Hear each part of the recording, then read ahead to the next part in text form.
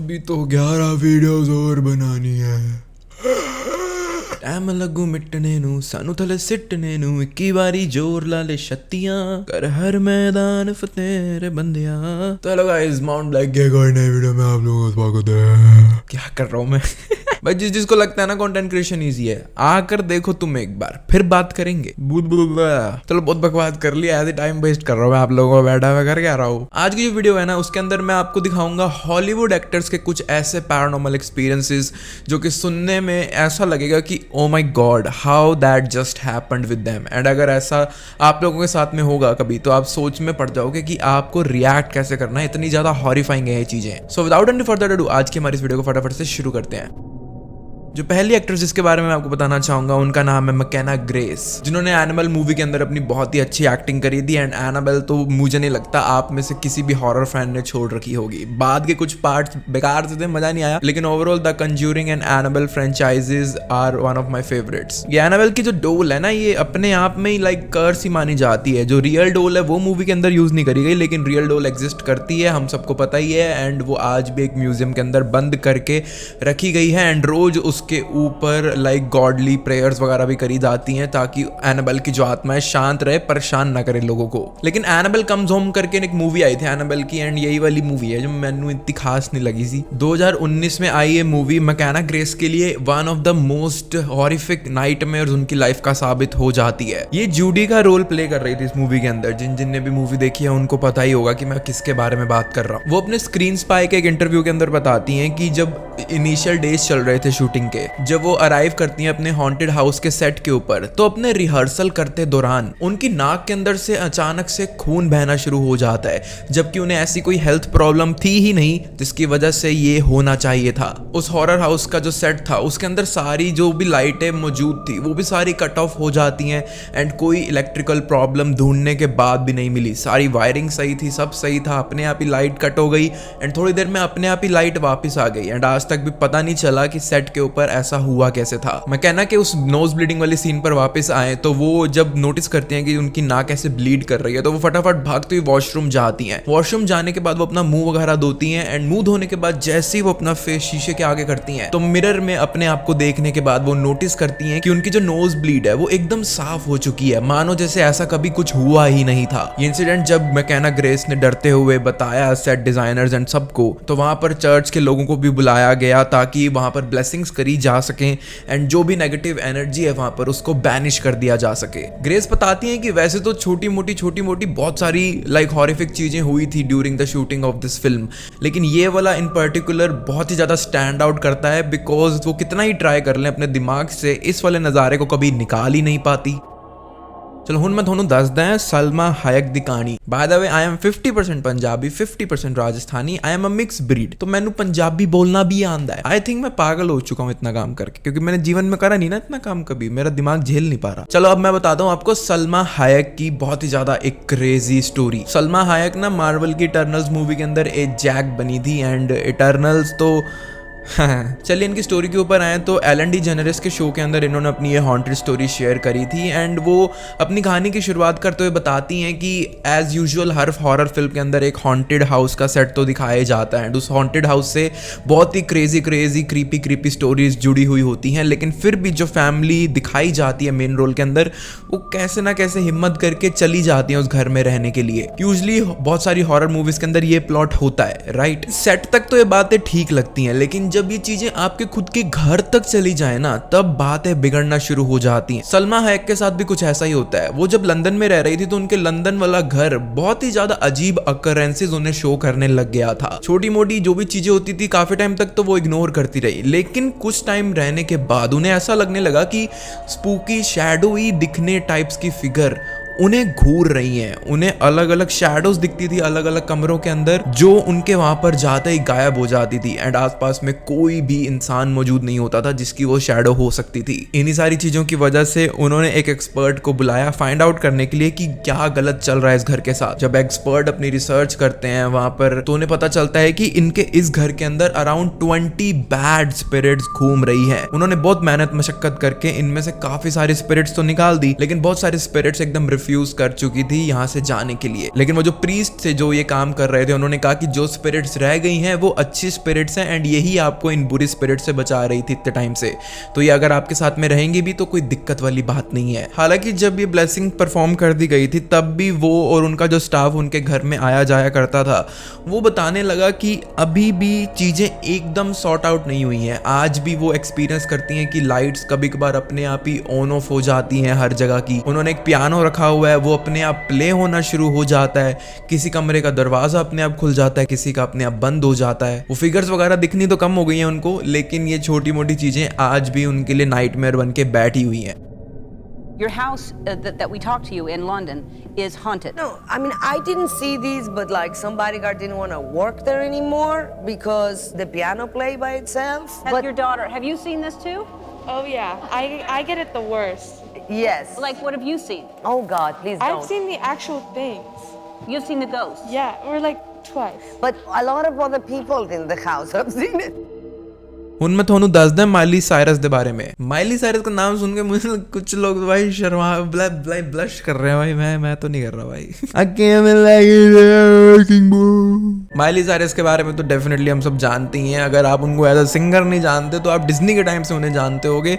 She is very famous Hollywood singer right now. Flowers इनका एक बहुत ही ज्यादा पॉपुलर गाना है and during the shoot of the flowers वो शेयर करती हैं अपनी ये हॉरर स्टोरी जो उनके साथ में हुई थी एंड बिल्कुल अनएक्सपेक्टेड थी उनके लिए। माइली साइरस के अकॉर्डिंग उनकी बहन नहा रही थी एंड सडनली, सबसे पहले तो आपको ये बताना चाहूंगा कि माइली साइरस को लाइक घोस्ट इन्वेस्टिगेशन एंड ये सब जो चीजें हैं इनसे लाइक बहुत ही ज्यादा ऑब्सेशन है। उन्हें पसंद है, बिसाइड द सिंगिंग करियर उन्हें ये चीजें करना बहुत ज्यादा पसंद है एंड शायद इसी वजह से इविल चीजें उनके साथ में अट्रैक्ट भी होती है। मैं तुम्हारी बात नहीं कर रहा, इविल स्पिरिट्स की बात कर रहा हूँ।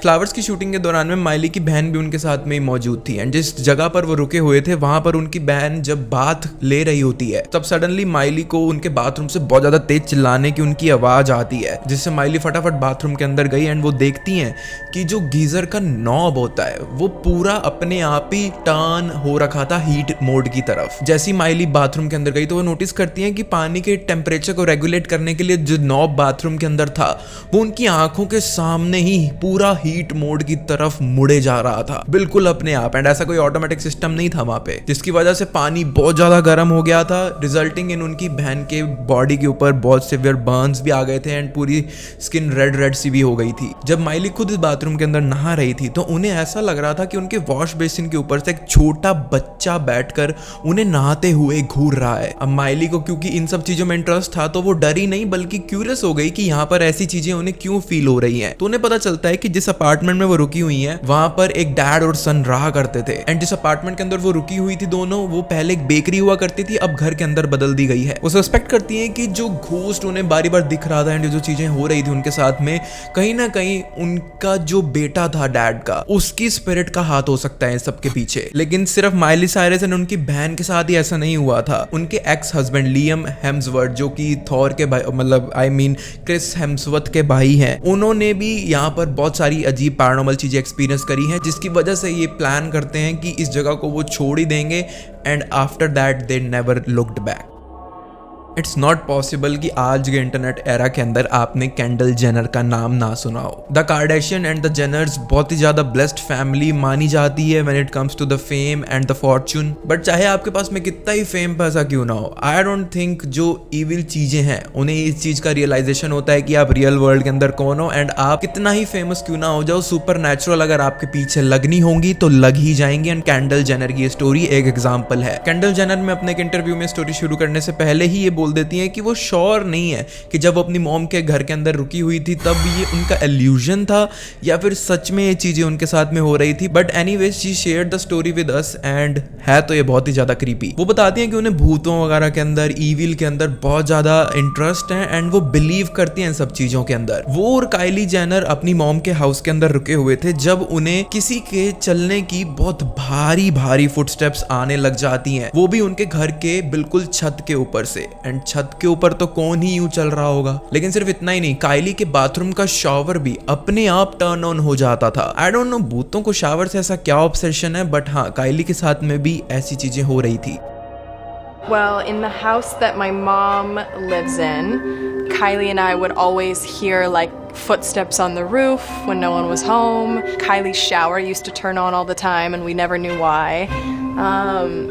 So yeah, I'm convinced it was a ghost. दोनों सिस्टर के ड्यूओ ने इन चीज़ों को लाइटली लिया एंड ओइजा बोर्ड की मदद से वहाँ पर जो स्पिरिट्स थी उनसे कनेक्ट करने की भी कोशिश करी एंड बहुत ही ज़्यादा पुट्ठे सीधे सवाल पूछे उन्होंने उस स्पिरिट से एंड शायद इसी वजह से वो बहुत ज़्यादा एंग्री हो गई उन दोनों पर एंड जब भी ये दोनों बहनें सोने की कोशिश करती थी तब इनकी नींद हराम करने के लिए इन्हें बहुत डरावने सपने आने लग जाते थे। इन्हें ही अपनी लव्ड वंस के बहुत डरावने चेहरे दिखाई देने लग गए थे एंड माहौल ऐसा हो गया था कि इनकी मॉम इवन तो प्रेजेंट नहीं थी उस घर के अंदर तो इनको अपनी मॉम की दोस्त के पास में जाकर सोना पड़ता था ताकि कोई ना कोई इन्हें कंसोलिडेट कर सके कि everything is okay. The scariest thing we would do was like play Ouija board. We would like ask questions. I remember it was me, Kylie, and our 2 other friends. And we would always like go to their house because our mom wouldn't let us have a Ouija board in our house. We'd go to their house to play Ouija board and we would ask it like little kid questions like what's my aunt's middle name? And it would like give it whatever. And we were really scared. And it would like ruin our night. We'd all have to sleep in the same bed with their mom. I didn't think someone was pushing on it. Now I'm like, oh, for sure they were pushing on it. I wasn't.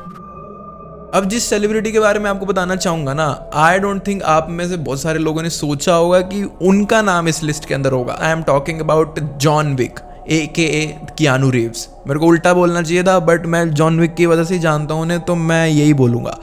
Imagine a ghost with no body no face. Like सुनते ही imagine करते ही बहुत ज़्यादा terrific लगता है ना ये, but ऐसा एक्चुअली में सच में हुआ है जॉन विक के एक्टर के साथ में। कियानू की स्टोरी कोई नई नहीं है, वो जब 6 साल के थे तब इनके साथ में ऐसा कुछ हुआ था। वो अपने खुद के घर के अंदर ही थे जब उनके साथ में ये घटना हुई थी and he is still scared to death जब भी वो इसके बारे में सोचते हैं। कियानू रीव्स, उनकी बहन एंड उनकी नानी ऑस्ट्रेलिया मूव कर जाते हैं एंड जो अपार्टमेंट उनको रहने के लिए मिला था उसके पीछे काफी स्पूकी स्टोरी जुड़ी हुई थी, लेकिन बजट इश्यूज के चलते उनको वही घर सही लग रहा था अपने लिए रहने के लिए। कियानू अपनी स्टोरी में इलैबोरेट करते हुए बताते हैं कि सडनली उस घर में रहते हुए एक दिन एक जैकेट उनके डोरवे से फ्लाई करती हुई उन्हें दिखती है, जबकि बाहर जब उन्होंने फटाफट देखा तो कोई भी ऐसा व्यक्ति वहां मौजूद नहीं था जिसने ऐसी कोई जैकेट डाल रखी हो। वो जैकेट बस दिखती है उन्हें उड़ती हुई एंड देन सडनली गायब हो जाती है एंड उन्होंने कभी नहीं सोचा था कि ऐसा कुछ उन्हें देखने को मिलेगा एंड वो समझ गए थे कि यहाँ पर पैरानॉर्मल के किस्से उनके साथ में होते रहेंगे जब तक वो अपनी जगह बदल नहीं लेते। All of a sudden we're looking over there and this like jacket comes waving through the doorway, like just an empty, there's no head, there's no body, there's no legs, it's just there and then it disappears. And I was a little kid and I thought, okay, well that's interesting. And then I looked over at the nanny and she's like this. And I'm like, oh wow, so that was real. क्या आपने वो गाना सुना no promise? पता नहीं मेरे को बहुत अच्छा लगता था वो इस टाइम। वैसे तो वो एक इंग्लिश सॉन्ग है, मैं मोस्टली हिंदी, पंजाबी, बॉलीवुड ये सभी सुनता हूँ। लाइक कुछ एक्सेप्शंस होती है ना, तो उनमें से नो प्रॉमिस मेरे लिए वो एक्सेप्शन है। मेरे को बड़ा पसंद है वो गाना। वो गाना गाया था डेमी लोवाटो ने, जिसकी हॉरर स्टोरी मैं अब आपके साथ में शेयर करना चाहूंगा। डेमी लोवाटो को तो आई थिंक बहुत सारे लोग जानते ही होंगे, one of the famous female singers in Hollywood. Demi Lovato एक डॉक्यूमेंटेड सीरीज शूट कर रही थी जिसका नाम था अनआइडेंटिफाइड विद डेमी लोवाटो, जिसके एक एपिसोड के अंदर वो अपने एक दोस्त जो कि एक पैरानॉर्मल इन्वेस्टिगेटर है उनके साथ में एरिजोना के वल्चर सिटी के अंदर जाती हैं। वल्चर सिटी अपने आप में बहुत ज्यादा फेमस है। लाइक जैसे अपने यहाँ पर कुलधारा विलेज, भानगर फोर्ट ऐसी चीजें फेमस है ना, तो वहां पर वल्चर सिटी बहुत ज्यादा फेमस है ghost sightings and paranormal experiences अगर आपको एक्सपीरियंस करने हैं तो उसके लिए। वहां पर डेमी लोवाटो, उनकी दोस्त एंड एक और जना था, एक पूरा जो ट्रियो था, कार्मन नाम के एक घोस्ट से इनका कॉन्टैक्ट एस्टेब्लिश हो जाता है। EMF डिवाइसेस की मदद से उन्होंने कार्मन की ये स्टोरी पता लगाई कि वहां पर ये आज भी क्यों भटकती है। तो उन्हें पता लगा कि वो बहुत ज़्यादा इल ट्रीट हुई थी बहुत सिक माइंडेड मेंस की वजह से, जिसकी वजह से वो ट्रॉमेटाइज होकर आज भी यहाँ पर भटक रही है। I have trauma too. So I feel you and I get it.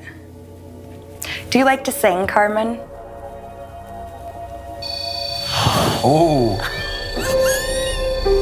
इस चीज के बाद में डेमी लोवाटो उस घोस्ट के साथ लाइक फालतू के सवाल जवाब नहीं करती, वो उसको कंसोलिडेट करने की कोशिश करती है, उसको सिंपथाइज करने की कोशिश करती है जो इतना ज्यादा सफर करके हट चुकी है अपनी रियल लाइफ के अंदर। वो अपना एक गाना स्काई स्क्रैपर भी गाती हैं उस घोस्ट के लिए, एंड जब वो गाना खत्म करती हैं तब उनका EMF मीटर बहुत हैवीली बीप करने लग जाता है, मानो जैसे कार्मन उनको स्टैंडिंग ओवेशन दे रही थी आफ्टर लाइफ से। You should sing something for her, Demi. No. Why not? Maybe if you sing a song as an offering, we could come back in the room. Do you have to make me feel like? There you go. Standing ovation. I think that's the okay for us to come in, yes? That's so cool. That's the coolest. जैसा कि मैंने आपको बताया था कि Conjuring and Annabelle movies overall देखी जाए तो is one of my favourites. बचपन में आई गेस सबने यहाँ से ही अपनी हॉरर मूवीज की शुरुआत करी होगी। एंड एनाबेल की एक हॉरर स्टोरी तो मैंने आपको बताई जो कि काफी ज्यादा क्रीपी थी, लेकिन व्हाट इफ आई से कॉन्जरिंग मूवी की एक्टर वेरा फर्मिगा, इनके साथ में भी एक बहुत ही ज्यादा क्रेजी चीज हुई थी। हम सब जानते हैं कि वेरा ने फेमस पैरानॉर्मल इन्वेस्टिगेटर लोरेन वॉरन का रोल प्ले किया था। वो अपने इंटरव्यू के अंदर बताती हैं कि वो अपने डायरेक्टर जेम्स वॉन से एक बहुत ही ज्यादा क्रिएटिव कन्वर्सेशन कर रही थी फोन के ऊपर इस मूवी की शूटिंग स्टार्ट होने से पहले। एंड जैसे ही वो अपना फोन रखती हैं, फोन कट करती हैं, वो अपना लैपटॉप खोलती हैं एंड गूगल करती हैं अपने कैरेक्टर के बारे में और जानने के लिए, ताकि वो और अच्छे से इस रोल को अदा कर सकें। एंड जब अपनी इन्वेस्टिगेशन वगैरह से पूरी करती हैं एंड जब अपना लैपटॉप बंद करके कोई और काम करने चली जाती हैं, एंड जब वो वापस लैपटॉप पर आती हैं, वो देखती हैं कि उनकी लैपटॉप की स्क्रीन के ऊपर 3 क्लॉ साइन बने हुए थे, विच रियली स्पूक्ड हर। 2013 के अंदर जिस दिन इनकी फिल्म की शूटिंग कंप्लीट हो गई थी, उसके अगले सुबह जब वेरा फर्मिगा अपने बेड से उठती हैं तो उनको अपने थाइस के ऊपर बहुत ज्यादा हीट फील हो रही थी, बर्निंग सेंसेशन फील हो रही थी। वो देखती हैं कि उनके थाइस के ऊपर भी वैसे ही क्लॉ मार्क्स बने हुए हैं जैसे उनके लैपटॉप के ऊपर आ गए थे मूवी शूट होने से जस्ट पहले। उन्होंने आज भी नहीं पता कि ये घटना क्या मूवी से रिलेटेड है या फिर रियल लाइफ में उनके साथ में सच में कोई पैरानॉर्मल स्पिरिट जुड़ी हुई है। हम में से जितने भी मार्वल के फैंस रहे हैं या फिर अभी भी हैं, उन्होंने माइक कोल्टर के बारे में तो जरूर सुना ही होगा, जो कि अपने फेमस कैरेक्टर ल्यूक केज के लिए बहुत ही ज्यादा फेमस है। एंड वो डिफेंडर्स एंड जेसिका जोन्स जैसी स्टैंडअलोन सीरीज के अंदर भी अपीयर हुए हैं। लेकिन इन सारे शोज के अलावा उन्होंने ईविल करके एक शो भी किया था जिसके अंदर वो डेविड अकोस्टा नाम के एक पर्सन का रोल प्ले कर रहे होते हैं। एंड अलोंग साइड उनकी को स्टार कटजा हर्बर्स भी थी जो डॉक्टर क्रिस्टन बोर्चर्ड का रोल प्ले कर रही थी। ये जो ड्यूओ था वो एक पैरानॉर्मल इन्वेस्टिगेटर एंड सुपरनैचुरल चीजों को फाइंड करने का एक ड्यूओ था। ऐसे ही एक एपिसोड के अंदर वो एक चर्च को इन्वेस्टिगेट करने जाते हैं। एंड इवन दो माइक का कैरेक्टर तो बहुत ज्यादा ब्रेव दिखाया गया था, लेकिन उनकी जो रियल लाइफ पर्सनैलिटी थी वो बहुत ही ज्यादा लाइक बच्चों जैसी थी। इस मामलों में उनका खुद का कहना है ये, उन्हें बहुत ज्यादा डर लगता है इन सब चीजों से। जब वो उस चर्च को इन्वेस्टिगेट करके वापस अपने होटल रूम आए तो वो बताते हैं उन्हें ऐसा फील हो रहा था जैसे उसकी चेस्ट के ऊपर कोई बहुत भारी भरकम इंसान बैठा हो। उन्हें सांस लेने में दिक्कत आ रही थी, उन्हें उठने में दिक्कत आ रही थी। एंड जब भी वो सोने की कोशिश करते थे तो हर कुछ मिनट में ऐसा होता था जिससे उनकी आंखें अपने आप खुल जाती थी एंड नींद पूरी टूट जाती थी। उन्होंने अपनी मम्मा को भी इस इश्यू के बारे में बताया एंड वो बोलती हैं कि शायद तुम जब ये एक्सप्लोरेशन वगैरह अपनी कर रहे थे तो हो सकता है कि कोई विच या रियल डीमन तुम्हारे साथ में पीछे पीछे आ गया हो। एंड उन्हें आज तक भी ऐसा लगता है कि वो अपने कैरेक्टर की तरह ब्रेव नहीं थे रियल लाइफ में, जिसकी वजह से वो इतनी जल्दी पोजेशन में आ गए उस इविल पावर के। तो गाइस आई रियली होप आपको ये वीडियो पसंद आएगी। This is the 4th video of 15 videos 30 day challenge. मेरी मौत होने वाली है, मैं मरने वाला हूँ। भाई content creation is really hard. Like ये वीडियो डालते ही मैं बस फटाफट नेक्स्ट टॉपिक ढूंढूंगा, उस पर स्क्रिप्ट लिखूंगा, फिर वापस रिकॉर्डिंग करने बैठूंगा। रिकॉर्डिंग के टाइम पे भी जो लाइट है ना एकदम आंखों में बजती है, जिसकी वजह से आंखों का पूरा लिक्विड इवेपोरेट हो जाता है, आंखें दुखने लग जाती हैं। तुम ज़्यादा देर कैमरा आके बैठोगे ना, यार मैं क्या दुख गिनाया जा रहा हूँ अपने, तुम्हें पता है। इतनी सारी वीडियोस डालनी है तो बहुत सारे टॉपिक्स एक्सप्लोर होंगे। एंड जो भी लोग नए आ रहे हैं ना चैनल पर, तुम जाकर लाइक प्लेलिस्ट देख सकते हो मेरी, मैंने प्लेलिस्ट ही बना दी है 15 वीडियोस की। And you guys gonna love it. And future में भी कभी अगर आप ऐसी हॉरर वीडियोस मिस नहीं करना चाहते तो आप बस माउंट ब्लैक को सब्सक्राइब करके रख लो एंड बाकी सब आप मेरे पर छोड़ दो।